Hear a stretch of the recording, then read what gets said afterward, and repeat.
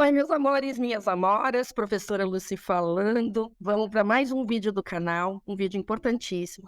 A gente teve uma conversa anterior, vocês viram, tá aqui no canal, a palestra com o Renan Musa. O Renan Musa tem hiperatividade, ansiedade, como vocês viram na entrevista com ele, né, na palestra que ele deu. Ele é um paciente que faz uso de canabidiol. E aí a gente teve toda aquela conversa de como foi na vida dele, né, o uso, a mudança, o que foi que aconteceu. Bom, agora, nesses últimos dias, hoje é dia 21 de outubro, a gente recebe a informação de que o Conselho Federal de Medicina resolveu restringir o uso do canabidiol para 2 casos específicos de epilepsia. Para a gente entender melhor o que está acontecendo, te ajudar na redação, te ajudar em todas as discussões sobre o tema, eu trouxe aqui um convidado, que é o Dr. Paulo Germano, que é psiquiatra, e ele vai esclarecer tudo para a gente e falar o que é que está acontecendo e o que ele pensa dessa polêmica toda. Germano, obrigada por você estar aqui no nosso canal. É muito importante para a gente ouvir um especialista, ouvir um médico. Então, eu queria começar te perguntando: você já prescreveu para algum paciente o canabidiol e em que circunstâncias se isso aconteceu? Bom, Lucia, antes de tudo, obrigado pelo convite, é uma honra estar falando com você. E, bom, sim, eu tenho prescrito, né, o canabidiol. Vou dizer que não para muitos pacientes, justamente por ser, digamos, uma substância de uso relativamente recente, mas é um recurso que eu venho tendo uso nos últimos tempos e também, realmente, não só a mim, como a diversos colegas, foi uma surpresa essa resolução. Até porque, se eu não me engano, foi a partir de 2016 que tinha havido uma resolução de liberação, de permissão desse uso, né? E daí, recentemente, houve, assim, né, de forma pouco compreensível, essa grande restrição. Em 2016, o uso seria recomendado para quais casos? Então, justamente, esse é um dos, eu acho que um dos aspectos interessantes de se discutir, porque não havia, porque ainda, inclusive, havia menos estudos do que agora. Então, não havia exatamente, digamos, diagnósticos específicos. Estava justamente nessa, digamos, nesse rol ou nessa instância na qual os médicos teriam justamente essa autonomia para prescrever no que justamente já há alguma indicação, mas no qual a gente está nesse momento de que, sim, está estabelecido, acho que número um, qual a importância que a gente tem principal quando a gente usa qualquer substância nesse sentido, vamos dizer assim, relativamente recente, é a necessidade de segurança, no sentido, olha, é sabido que não, do uso que tem em estudos, seja em laboratoriais ou seja nos primeiros estudos clínicos, nenhum relato, nenhuma experiência de eventos clínicos importantes, graves, de a pessoa que entrou em contato com a substância teve reações particularmente graves ou danosas. A partir daí, fica mais seguro mesmo, digamos, esse início de uso relativamente experimental, né? Então, de alguns quadros que não existem uma comprovação nível ouro de todos os procedimentos de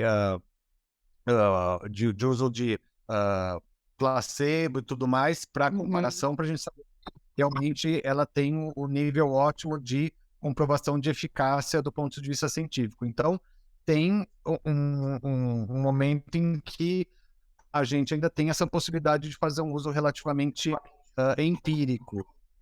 Então, no caso da palestra que a gente fez, a gente viu que o caso específico do Renan era a hiperatividade, a ansiedade e a compulsividade alimentar, né? Para ele, né, ele relatando a experiência dele, como foi, altos e baixos, etc., mas ele falou dessa questão do quanto foi positivo para ele. Então, só para os meus alunos entenderem, até então, de 2006, como você está falando, até hoje, então, nesses casos, você, como médico, poderia prescrever. Agora, Quais são os casos em que se pode prescrever o uso do canabidiol? Então, agora, após essa nova resolução, segundo o argumento do Conselho Federal, ficou restrito, porque, segundo eles, seriam, digamos, as patologias nas quais realmente, justamente, como eu disse, nesse padrão ouro, tivesse sido comprovado o uso eficaz do canabidiol, duas síndromes epiléticas infantis graves, que é a síndrome de Lennox-Gastaut e de Dravet, e o diagnóstico de esclerose tuberosa. Só Então, nesses só esses três diagnósticos. três, né? Faz tratamento. Então, por exemplo, no caso do meu palestrante, que já faz o uso, ele teria que suspender, ele não vai mais ter a autorização, ou nesses casos o Conselho Federal de Medicina permite a continuidade do tratamento? Olha, confesso que não sei exatamente como que funciona isso do ponto de vista legal. O que, assim, para mim é claro é que oficialmente o médico que prescreve a ele não está autorizado a prescrever para o diagnóstico dele, porque quando a gente prescreve o canabidiol, o que acontece? Como ainda sim é uma substância que tem uma regulação específica e realmente mais cuidadosa, eu tenho que cada vez que eu prescrevo, eu tenho que pôr lá a CID-10, quer dizer, o código de doença da OMS, que corresponde ao diagnóstico dele. Então, vamos pensar assim, o paciente, o canabidiol, ele tomar para a patologia dele. O médico que estaria proscrito o uso, a prescrição para esse diagnóstico, entendeu? Então, não quer dizer que... então, essa é uma resolução médica. O médico não pode prescrever para essas patologias, mas o paciente, enquanto ele tiver acesso ao canabidiol, ele não é que é uma coisa que, do ponto de vista penal, ele está suscetível a alguma sanção. É uma resolução médica. E deixa eu te perguntar outra coisa, Germano. O que você acha que motivou o Conselho Federal de Medicina a voltar atrás, né? Como você falou, 2016 era uma resolução, agora é outra, e agora ela é muito mais restritiva, portanto, vê-se como um retrocesso, creio eu, né? Aqui minhas palavras, mas eu queria saber o que você acha que motivou, e se você puder falar para a gente, o que você acha disso, né? Qual o seu posicionamento em relação a isso? Bom, Lucy, realmente é bem curioso, porque o argumento que o Conselho Federal de Medicina deu é justamente isso. Olha, a gente resolveu restringir aos diagnósticos que, digamos, na argumentação deles, são os que teriam realmente a comprovação no melhor nível, no nível, digamos, mais rigoroso de uma ação eficaz do ponto de vista científico, tá? Ou realmente que digamos, parece um contrassenso nesse sentido, é que existem uma diversidade muito grande de drogas e de substâncias que estão liberadas e que não são contraindicados pelo próprio Conselho Federal de Medicina para o uso que não tem, digamos, que não tem esse nível de comprovação ainda, né? Então, assim, o que eu acho que provavelmente está envolvido nisso? A gente está num período, né, como você disse, 21 de outubro, próximos das eleições. Infelizmente, a gente vê assim, que existe um posicionamento do Conselho um tanto quanto, digamos, vamos ser claros, mais do lado pró-bolsonarista. E esse lado, essa visão ideológica, ela já tem, digamos, uma versão muito a qualquer coisa que suscita a ideia de, por exemplo, drogas ou maconha, uma visão muito preconceituosa. Então, o que traz disso? Então, se liberarmos ou se tiver muito amplo o uso do canabidiol, quer dizer que as pessoas vão achar que é normal usar um derivado da maconha. E logo isso vai fazer com que se permita o uso da maconha medicinal, que não é o canabidiol, mas são aquelas pessoas que a gente sabe que no Canadá ou na Inglaterra, nos Estados Unidos, tem inclusive a permissão para comprar a maconha in natura e fumar a maconha para o medicinal. também em alguns países é permitido. Realmente não é o uso médico ideal, porque tem todas as outras substâncias que têm uma série de efeitos colaterais realmente que podem ser muito danosos em vários sentidos. Mas provavelmente tem essa ideia. Canabidiol vem da maconha, logo vão querer liberar a maconha também. O grande contrassenso disso é o seguinte, vamos pensar que supostamente o Conselho Federal de Medicina quer ser muito rigoroso e essa postura de forma geral, tá? E daí tudo bem, ser uma postura coerente, mas existe essa incoerência de que não há essa postura para uma diversidade grande de outras substâncias, desde, por exemplo, a gente sabe assim, existe, por exemplo, assim como eu estava falando de certa forma do uso experimental, existem diversas medicações antitumorais usadas para câncer que não têm comprovação clara nesse nível perfeito e que são tratamentos caríssimos, assim, no nível de R$ 20.000 um comprimido, né, desse nível, e que realmente estão liberados e realmente não tem uma comprovação em nível ótimo. Vamos dizer assim, um exemplo mais gritante, estão liberados, não é questionada a prescrição dessas medicações. Mais gritante ainda, o Conselho Federal de Medicina não foi contra o uso da cloroquina e da ivermectina durante a pandemia.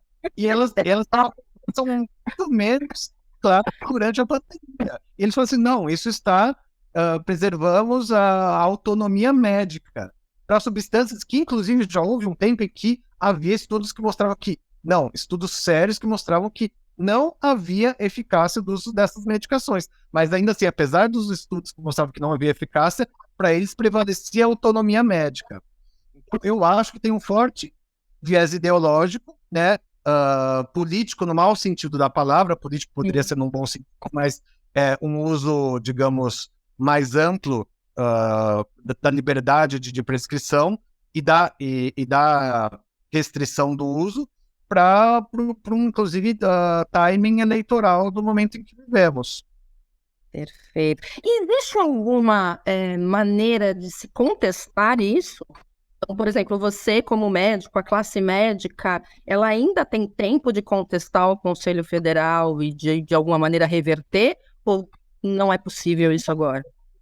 Tudo que estão sendo feitas medidas já para, digamos, fazer com que se, digamos, revogue esse decreto. Então, tem sido feito, também não sei novamente aí os termos jurídicos, mas medidas, inclusive, indo através até do STF, né, para revogar isso, porque está indo contra, digamos, uma legislação que mostraria que existe um espaço que essa está sendo, digamos, bastante arbitrária, né, bastante tendenciosa e que existem argumentos que mostram que não foi uma medida correta e não foi uma medida coerente.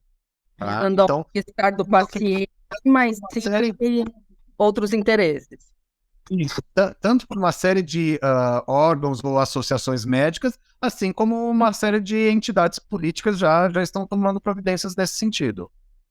Tá? Porque, claramente, né, assim como você perguntou, oficialmente os médicos não vão poder prescrever mais. Então, e em questão de semanas ou meses, uma série de pacientes que realmente têm uso para, vamos dizer assim, para quadros ansiosos, ou para insônia, ou para esclerose múltipla, ou para dor ou náusea em alguns tratamentos para câncer, fazem uso regular do canabidiol e vão estar privados, muitas vezes, da única medicação que trouxe benefício para eles, né? Então, realmente, assim, é relativamente grave, porque as pessoas vão estar privadas de um tratamento que, né, para muita gente é o único que tem mostrado resultado, tá? Então, é uma coisa. O que gera conforto para o paciente, que, aliás, é o princípio médico mais importante, né?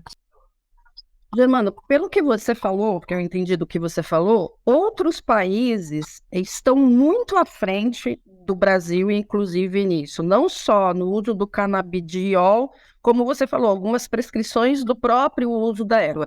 É lógico que a gente sempre pensa, casos de epilepsia, como você falou, para criança, né? Claro que a gente vai pensar que aí vai ser o extrato, aí vai ser um uso mais cuidadoso. Mas como que você vê isso de outros países que, de certa forma, ou legalizaram, que é um outro tema, né? Como você falou, a confusão entre as duas questões, mas que ou legalizaram ou de alguma forma estendem o uso do canabidiol. Esses países têm mais estudos do que o Brasil em relação a isso, e por isso eles tiveram mais essa segurança? Eles não têm mais estudos, até porque os estudos boa parte dos estudos nos quais a gente se baseia, e o próprio CFM se baseou, são estudos internacionais. Então, não são estudos específicos deles, mas são estudos de publicações prestigiosas de nível internacional. Então, eles não têm um acesso maior a essas informações do que nós. Em geral, a gente usa os dados das grandes publicações que são validadas.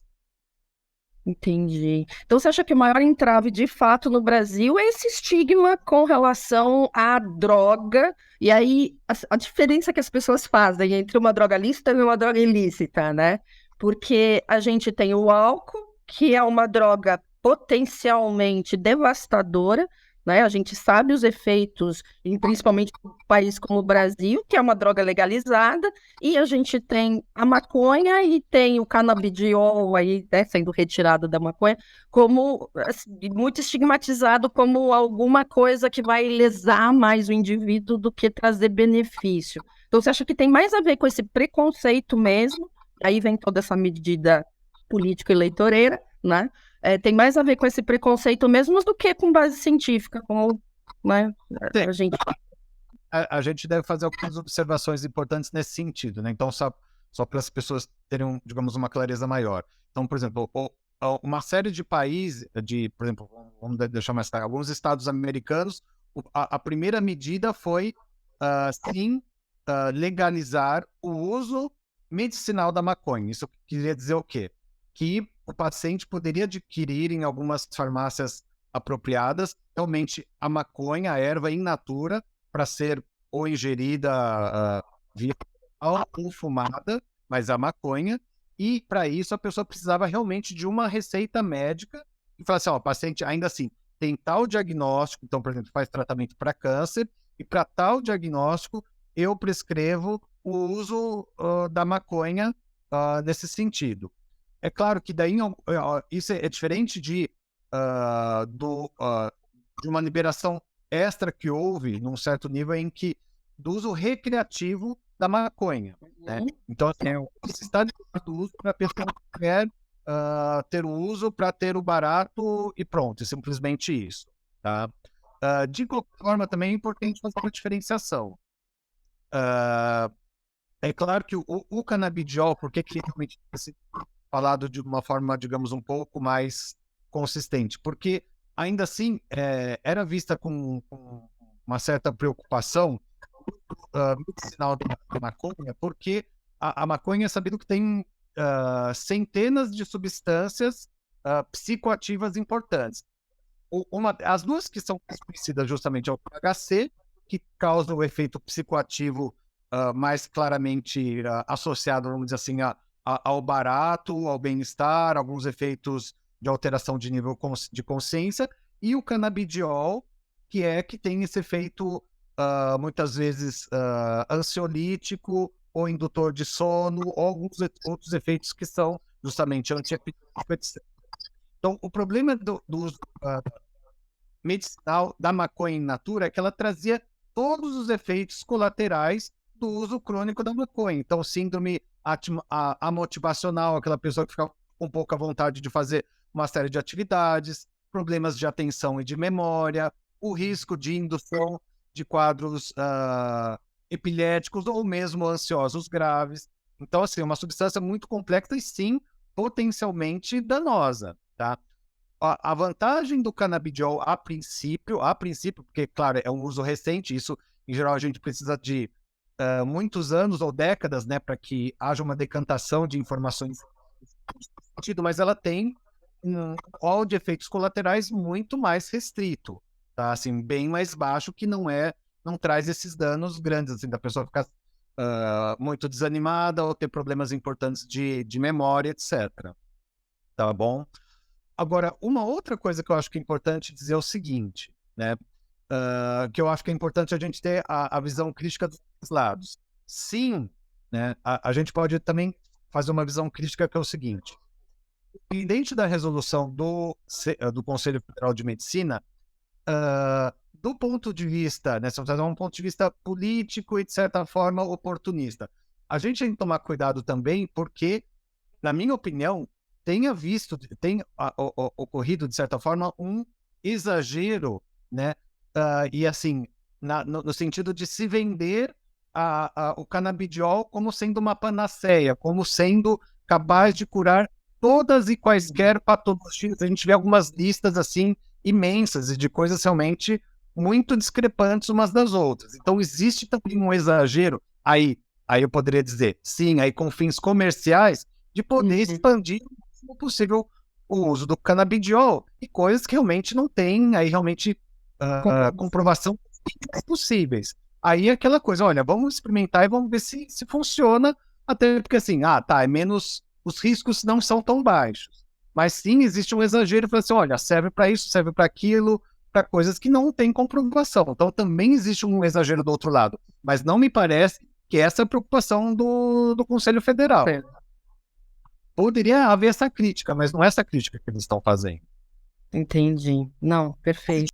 E teve uma coisa que você falou que eu acho sempre importante a gente ressaltar, que os países que legalizaram, como a gente falou, é outro tema, né, que descriminalizaram, é outro tema, o Estado controla também, de alguma forma, a qualidade, né? Então, o que você falou de todas as substâncias envolvidas, se a gente pensar ainda no Brasil, tem outras substâncias piores envolvidas, porque a pureza também não é garantida, né? Assim, pode dar o exemplo, um amigo meu que pôs numa lâmina para analisar e viu, né, de que tem resto de inseto misturado ali, tem excremento, tem... Então, assim, quando a gente fala em legalização, isso vai passar pelo controle do Estado, que já garante uma qualidade maior. Então, o Estado se responsabiliza. Então, isso que também é interessante nessa discussão, né? O quanto o Estado quer ou não se responsabilizar, né, por essa questão.